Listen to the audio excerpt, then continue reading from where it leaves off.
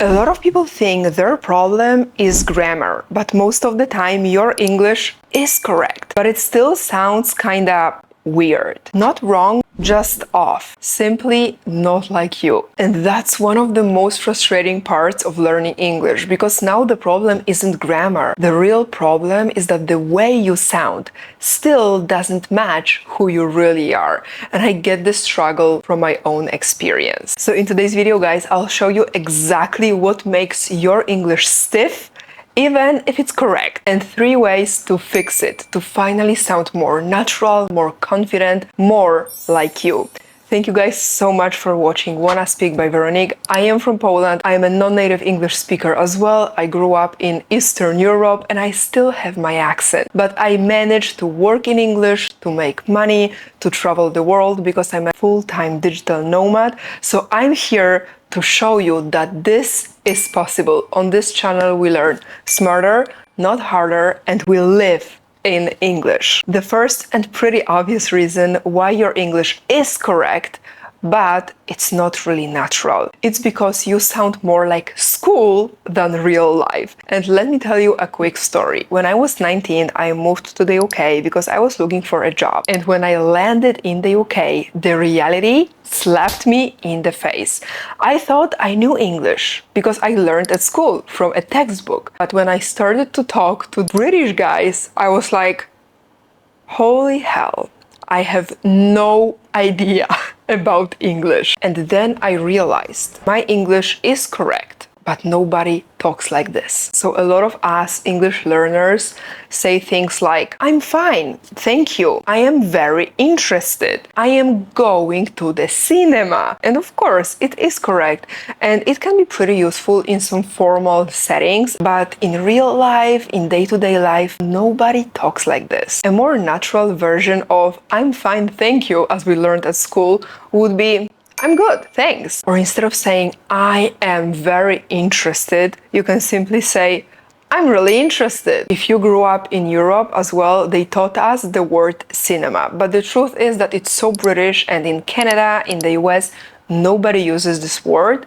They would simply say I'm going to the movies. That's the real difference, guys. One is correct and the other sounds real. The second reason is that you are building sentences in your head while you speak. Imagine yourself in a conversation, okay? So you are talking to someone and at the same time you are checking grammar, you are translating, you are overthinking every single word, every single structure, and on top of that you are trying not to make mistakes. Oh my god, this is terrible and we've all been there. But when you think about it, instead of speaking, you are constructing and you are doing 2 jobs at once. For example, instead of saying, I don't think it really works, you say, in my humble opinion, I don't think this is the best solution we've ever found. Natural English feels more direct, as if you were talking to your best friend in your native language. And honestly, this is why I created my 90-day coaching program. Because at this point, you don't need more grammar, you don't need more boring rules. You need to stop freezing in conversations and stop overthinking. In my coaching program, I work with you one-on-one, face-to-face, to find exactly where you are playing small in English, where you are freezing, and why that happens. And we fix the speaking confidence part at the same time. We turn your English into a tool that actually represents your intelligence and your life. And between our private sessions, you grab your cell phone and you send me voice notes 2 times a week. So we work together constantly on your speaking confidence, guys, because this is highly personalized and I'm with you every step on the way. I can take only a few clients at a time. So if you are ready to stop sounding like a textbook and start sounding like you in English, check the link in the description and grab your spot. Okay, let's go to the third reason why you sound unnatural in English, and this reason goes way deeper. You're focused on saying everything the right way, so you forget about your personality. As a result, when you speak English, you become someone you're not. And this is a tough one. It actually happened to me. I was so afraid of making mistakes when I was in my early 20s. I was so afraid of judgment. That's why I used to choose safe words. That's why I wasn't saying as much as I wanted to say, because that was safer, right? I didn't have to show my real personality, and it kept me really stuck. That's why a lot of you say, Veronica, I don't sound like myself in English. What do I do? How do I change that? So this brings us, guys, to 3 fixes. How to let go of this control and finally feel confidence when speaking. So the first fix has a lot to do with our mindset. Start noticing textbook English. Start paying attention when you don't feel like yourself. So we need to address the elephant in the room. That's a really nice idiom, by the way. Super natural. Native speakers use it all the time. And it basically means to talk openly about the real awkward problem. When you scroll through social media or you watch something Netflix, YouTube, pay attention to the phrases that native speakers use. And then you can think, what phrase would I use in this situation? This way, you're gonna start noticing when your phrases are too formal for casual conversations. The second fix is super practical. Start learning vocabulary chunks. Instead of learning one word, for example, interesting, learn the whole ready-to-go phrase, the whole chunk. That's actually really interesting. It's gonna help you also with your grammar because we are interested in something, right? So if you want to say that you are into something, you're gonna know that's to be interested in something, not at something or on something. This method is actually gonna be a real time saver. Instead of learning the word honest, learn to be completely honest with you. That's how people actually speak. And now, how do you learn these vocabulary chunks? I'm gonna give you a superpower right now. It's gonna be like a super tip because we're gonna connect this method, vocabulary chunks, with shadowing. So you shadow native speakers. I talk about this technique in almost all of my videos, so you know what I mean. And if you don't, shadowing is simply copying native speakers. So you work on your pronunciation and at the same time you learn vocabulary in chunks. Because when you repeat something after a native speaker, it's a full phrase or a full sentence if you are more advanced. To make it even more grounded, I'm gonna show you exactly how to do that. So I grab my laptop, I have YouTube here. So let me choose some video. You can also turn on subtitles if you are getting kind of lost. So I'm gonna listen to this girl for a second. Yet, and you know what? My life kind of sucks.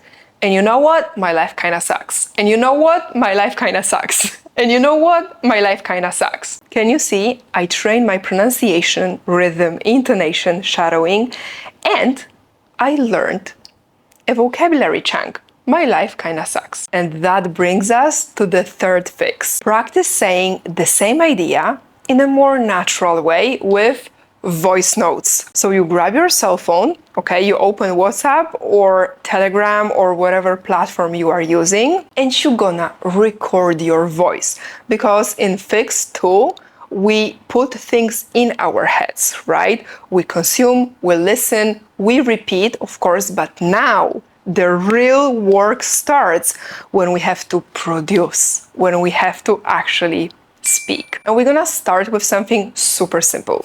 One sentence. Think about one sentence you want to say in some situation from your life. Maybe in your next business meeting. Maybe in our next coaching session. For example, I am very interested in this topic. That sentence is correct. It sounds like a textbook English, right? But it's not really natural. So you grab your phone, you go to WhatsApp.